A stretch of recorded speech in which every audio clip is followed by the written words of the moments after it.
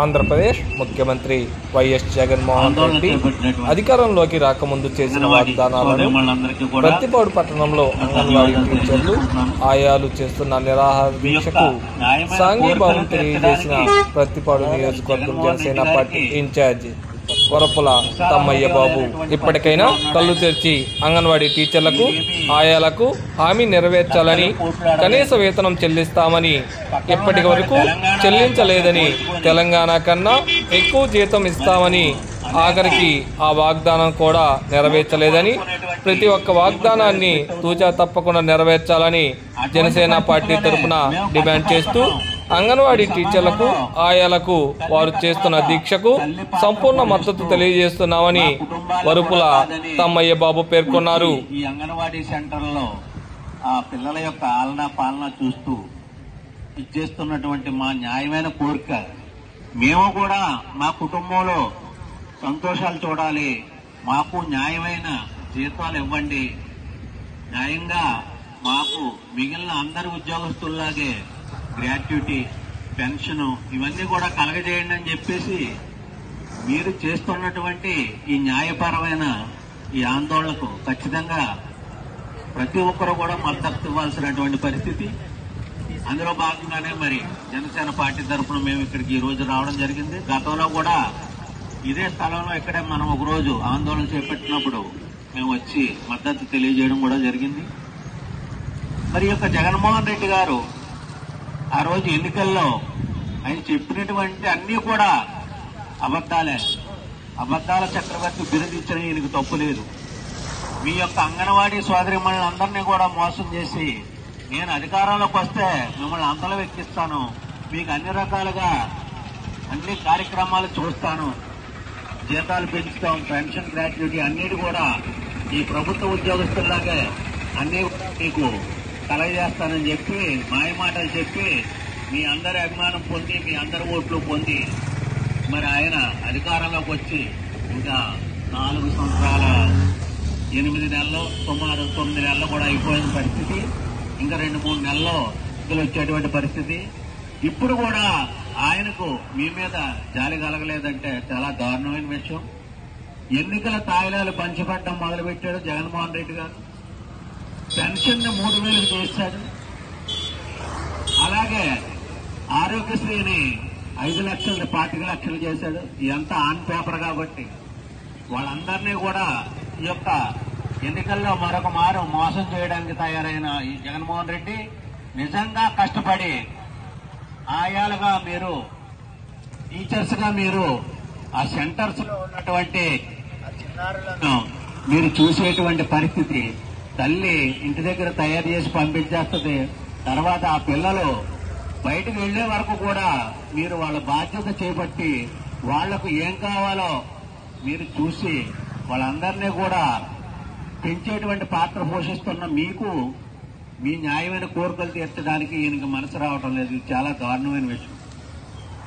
మరి గత మీటింగ్ లో కూడా చెప్పడం జరిగింది, ఖచ్చితంగా ఈ 3 నెలల తర్వాత ప్రభుత్వం మారుతుంది, మన ప్రభుత్వం వస్తుంది, అందులో ఖచ్చితంగా మనం మీ యొక్క న్యాయమైన కోరికలు తీర్చడానికి ఖచ్చితంగా మా నాయకులందరూ కూడా సిద్ధంగా ఉన్నారని చెప్పేసి సభాముఖంగా మీకు తెలియజేస్తున్నాను. రాష్ట్ర వ్యాప్తంగా ఎవరైతే తెలుగుదేశం జనసేన పార్టీ నాయకులు ఉన్నారో వాళ్ళందరూ కూడా మీ ఆహ్వానం మేరకు ఈ శిబిరాలకు వచ్చి మా మద్దతు తెలియజేస్తా ఉన్నాం. భవిష్యత్తులో మరి ఖచ్చితంగా మీ సాధక బాధకాలన్నీ కూడా మేము వచ్చే ప్రభుత్వం ఖచ్చితంగా తీరుస్తుందని చెప్పేసి హామీస్తా ఉన్నాం.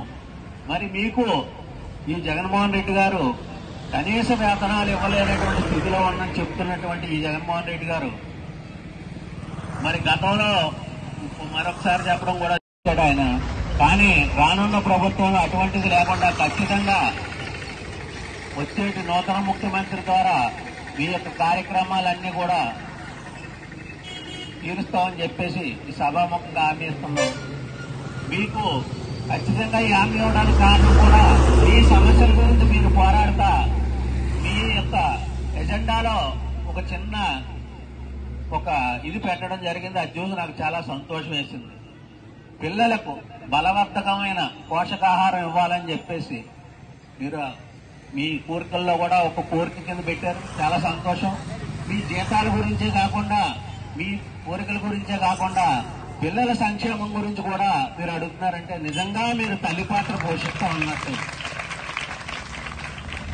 అందుకనే ఖచ్చితంగా ఎటువంటి సందేహం లేకుండా మీకు మా మద్దతు తెలియజేయడం జరుగుతుంది.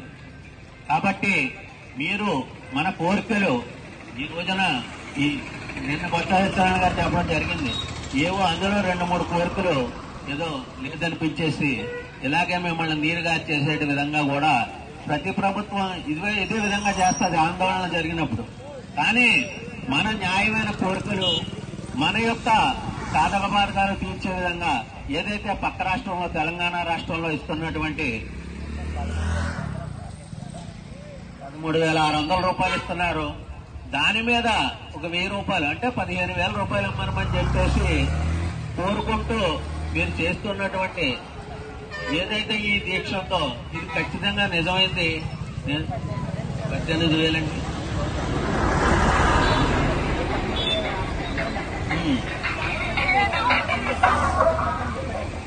ఓకే, 18,000 ఇమ్మని ఇప్పుడు మన డిమాండ్.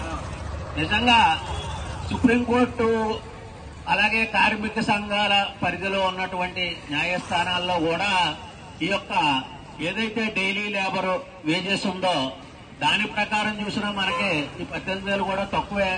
20,000 రూపాయలు అడిగేటువంటి పరిస్థితి ఉన్నా సరే 18,000 ఇమ్మని చెప్పేసి అడుగుతున్నటువంటి మీ న్యాయమైన కోరిక ఖచ్చితంగా ఈ ప్రభుత్వం తీర్చాలని, లేని పక్షంలో వచ్చేటువంటి మన గవర్నమెంట్ లో ఖచ్చితంగా మనం సాధించుకుందామని చెప్పేసి దీనికి సంబంధించి మీరు చేసేటువంటి ఈ న్యాయబద్ధమైన ప్రతి సమ్మెకు కూడా మా మద్దతు ఉంటుందని చెప్పేసి తెలియజేస్తూ, ఎప్పుడు కూడా మీకు ఈ యొక్క అంగన్వాడీ సోదరిమణులకు అలాగే కార్మికులకు ఎవరైనా సరే మీరు చేసేటువంటి న్యాయబద్ధమైన పోరాటాలకి ఖచ్చితంగా మా జనసేన పార్టీ అండదండ ఉంటుందని చెప్పేసి పార్టీ తరఫున ఈ నియోజకవర్గ ఇన్ఛార్జిగా మీ అందరికీ కూడా హామీ ఇస్తూ సెలవు తీసుకుంటున్నాను.